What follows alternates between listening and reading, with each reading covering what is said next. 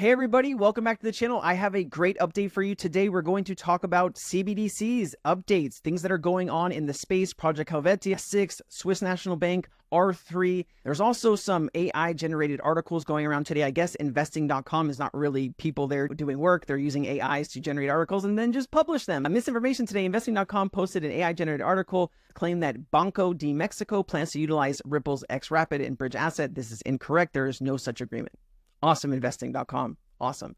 This is why people come to Cryptonaires, because I find stuff and I tell you the facts, the information. When you read stuff like this online and I saw so many people repost this, but I wanted to see if this was accurate. It wasn't accurate. I'm glad I didn't repost it. Hong Kong is ready. Ripple and Medico have a big policy summit coming up on the 26th. Just wanted to make you aware. I will bring you updates. There's going to be a lot of really juicy gems from this, and I will let you know. Also, there's this report. JP Morgan put this report out. This is actually from 2021. Does talk about XRP in the spotlight as saying basically it's poised for adoption after the lawsuit. But check this out. This is what I wanted to get to.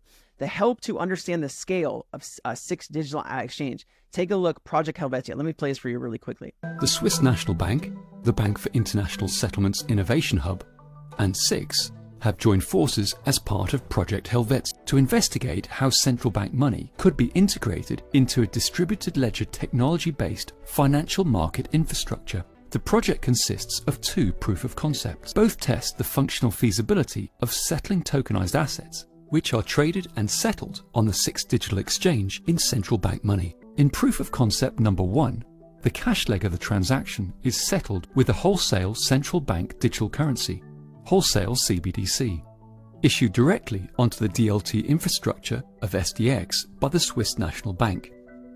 As part of proof of concept number 1, 4 use cases were investigated: issuance or tokenization of wholesale CBDC, redemption or detokenization of wholesale CBDC, delivery versus payment settlement of tokenized assets against wholesale CBDC, and transfer of wholesale CBDC or wholesale CBDC payment. In proof of concept number 2, interoperability between the DLT infrastructure of SDX and the Swiss RTGS system SIC is established, and the cash leg of the transaction is settled in SIC balances. As part of proof of concept number 2, 1 use case was investigated: delivery versus payment settlement of tokenized assets against SIC balance. So what they're talking about there is when they're selling any type of security or assets that they have, in the settlement of those assets into the customer's account, what that looks like. So here's Project Helvetia phase 2. I'm just going to read you a little bit about this. So you have the connections here. You have, I am going to brutal that. I'm not going to even try it, but National Bank, Banco National Suisse,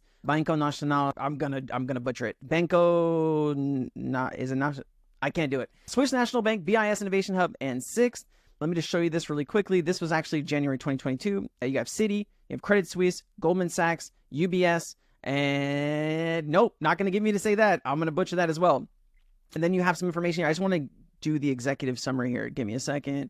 This is talking about Six. With the successful launch of Six Digital Exchange, SDX, in 2021, we laid the foundation for transformation of financial market infrastructure, FMI. This is what we talk a lot about on this channel, right? You have like the DTCC in the US, you have the CLS, you have other market infrastructures. I truly believe in the US, you might see the company Ripple considered an FMI, a financial market utility or financial market infrastructure, so important to clearing in the settlement of payments that it is basically nationally said that, hey, if this thing is needed to process payments, and if it goes down, it could be catastrophic for payments in general. So I feel, I don't have any facts or evidence to back up that. I just believe that it could be in the future. So take that with a grain of salt.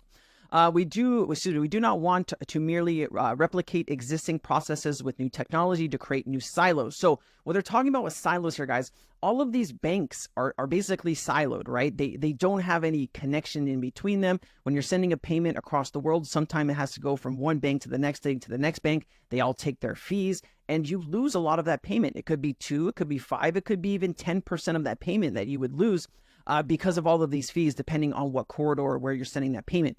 So when you have something that can create a bridge into this, and you can settle something in 3 to 5 seconds and eliminate all of that and eliminate Nostro Vostro accounts, that really does create a new ecosystem. And you do have Quant, you do have XRP, you do have XLM and XDC that can really help provide liquidity for this new infrastructure. And that's really what we need to get this whole thing going. We want to foster support and emergence of new token-based financial ecosystem. Together with our partners from the financial industry, we are proud to play a leading role in the transformational journey through SIX. Okay. And then this is Chief Executive Officer SIX. And then here's the report. I'll include this report down in the description if you guys want to go ahead and read it. But check this out. I'm just going to read you a little bit of this. Trading, clearing, and settlement are in flux domestically and across borders. Efforts are underway to improve the safety and efficiency of traditional financial market infrastructure, FMIs. That's what I was just talking to you about. At the same time, a new generation of FMIs based on distributed ledger technology is emerging. So that's why I'm saying, hey, I think something like Quant, something like Ripple, that could be, or Interledger Protocol could be the new infrastructure, okay? In Switzerland, for example, SIX Digital Exchange SDX offers trading and settlement of so-called tokenized assets. So when you're talking about securities, when you're talking about bonds and stocks, bonds, derivatives, equities, all that jazz, all of those are going to have digital twins. We talk a lot about that on this channel. If you're new to this channel, hi, I'm Robert. You're going to have a digital twin that lives on a blockchain. And when that asset is sold or traded or sent anywhere, the digital twin will move instantly. The value of that will move instantly. And if you ever bought in stocks before, you get an actual certificate, right? The certificate that you can mail or whatever, but usually you have custodians, big companies that hold these stocks for you, and they hold the certificates for you. And when you sell those, the certificate goes to the next owner. In this example, you would have the physical form of that, and you would have the digital twin. And how you move that instantly is you move that digital twin instantly. You get that to settle instantly. And now the person selling that stock doesn't have to wait a day or 2 days or whatever the case may be. They can have that money instantly. At the early stage, SDX and other DLT-based infrastructures depend on privately issued forms of money to settle tokenized asset transactions. However, this might change in the future. For instance, in such infrastructures were to become systemically important, right? International regulatory standards suggest that obligations should be settled in central bank money whenever practical and available. In addition, central banks might consider extending monetary policy implementation to tokenized asset markets or facilitating build-up of tokenized ecosystems, okay? So these could be NFTs that represent the digital twins, right? And you're going to need all of this technology working together. It's never going to be just one technology, guys. It is. When you look at Ripple working with so many central banks, all these banks clear their payments through central banks like the Bank of England, the Federal Reserve, FedNow, right? Is that new system. All these banks are connected to it, right? And so if you get a good settlement or bridge asset in between all of that, it doesn't matter what currency you're sending it to, as long as that currency pair is in that ecosystem, you can pull on that liquidity, make that payment, and move that value instantly. Project Helvetia is a response to the possible transformation to a tokenized financial ecosystem in a multi-phase investigation into how central banks could offer settlement in central bank money, provided that there is significant adoption of the new generation of FMIs, a new generation of financial market utilities. Do you feel like, do you understand this is why I feel that a company like Ripple or Interledger Protocol, R3, these could be the new financial market infrastructures, Quant, XDC, these all could be, right? That's how I see this. Now, I could be wrong, but it's looking pretty good for Sensei. That was my Yoda impression. It was pretty bad. Just tell me how bad it was in the comments. The project is experimental and does not indicate the SNB intends to use a W. And then it talks about phase 1, phase 2. I will leave all of this down in the description, guys. You can go through this yourself and take a look at it. It's just a really good piece of information here. I wanted to show you, this is SIX Digital Exchange, SIX company, SDX, the world's leading financial market infrastructure for digital assets. All right. And this is connected to the Swiss National Bank. And there's a lot of really good information. I'll include both this link and this link down in the description. There's also Project Jura, guys, too. Project Jura, cross-border settlement using wholesale CBDCs, Banco de France, BIS, Eurosystem, Accenture, Ripple Partner, Credit Suisse, R3, Ripple Partner, UBS, Ripple Partner. I think Credit Suisse is even, and not SIX. I think these are all kind of Ripple partners here. And I just want to show you some information here. And executive summary, check this out. The global financial system needs better and more diverse payment and settlement arrangements to meet current and future demands. Existing arrangements are often slow, expensive, potentially risky, and complex as they involve numerous intermediaries, numerous banks. Intermediaries are banks, okay? And financial market infrastructures. A new generation of infrastructures based on distributed ledger technology, DLT, is emerging, and several central banks are exploring use cases for wholesale central bank digital currency. Now it's like, what, 98% of the globe? We just had a disaster in Nigeria. The CBDC was not popular. I'm going to do a separate video on that. Look for it on the channel. But we're going to report on progress of CBDCs and demise of CBDCs on this channel. We're going to give you all the information. Let's take a look here. In emerging several banks, use cases, with a view to potentially supporting a safe, tokenized financial system. These novel technology-driven approaches may offer greater choice and competition in terms of cross-border payments and settlements, also by broadening access to central bank money for regulated financial institutions. Project Jura explored a direct transfer of euro and Swiss franc WCBDCs between French and Swiss commercial banks.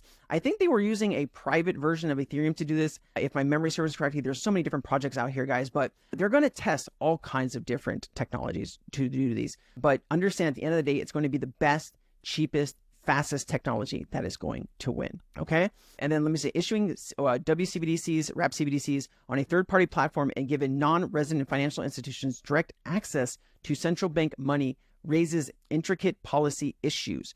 Jura explores a new approach, including subnets and dual notary signing, which may give central banks comfort to issue WCBDCs on a third-party platform and provide non-resident financial institutions with assets to WCBDCs. So this is like, if this is in France and you're living outside of France and you're not a resident of France and you're an institution or a bank, you could still use this. That's what they're talking about here with policy issues.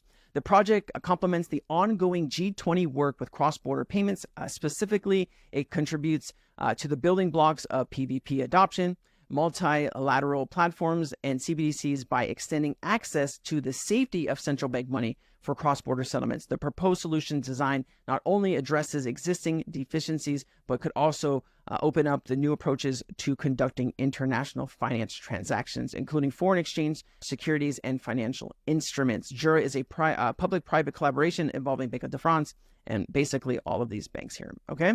And then both platforms are based on Corda by R3, okay? So R3 is going to be a very big player in this space, but R3 is still a private blockchain. They are still going to need some type of bridge or liquidity assets to settle some of this stuff. And I think that is where you get that R3 XRP, R3 XDC, R3, maybe private Ethereum partnership, right? We have to understand that I just played that video for Tony McLaughlin talking about why banks will never use public Ethereum chain for payments. Ethereum is just a bad settlement asset, let's be honest, but also the gas fees that you pay when you do a transaction, even that's high as well, but you do not know where those gas fees are going. And that is a red flag, a third-party risk for banks. They will not touch it, okay? And I will try to have that video linked to this video so you can watch that to know what I'm talking about. If you missed it, it was a great video. Also, Swift can currently leverage existing network, provide DLT for CBDCs, right? Swift could leverage an existing network and infrastructure to provide distributed ledger technology network upon which CBDCs are built. While changes would be required to the Swift platform and infrastructure to act CBDC networks as a service, we will consider and evaluate the role. So Swift did this partnership with 12 different banks to test CBDCs. I think it was back in like May. I want to say it was May 9th. I could be wrong about the date though, because my brain is filled with random facts and information and sometimes I get them crossed.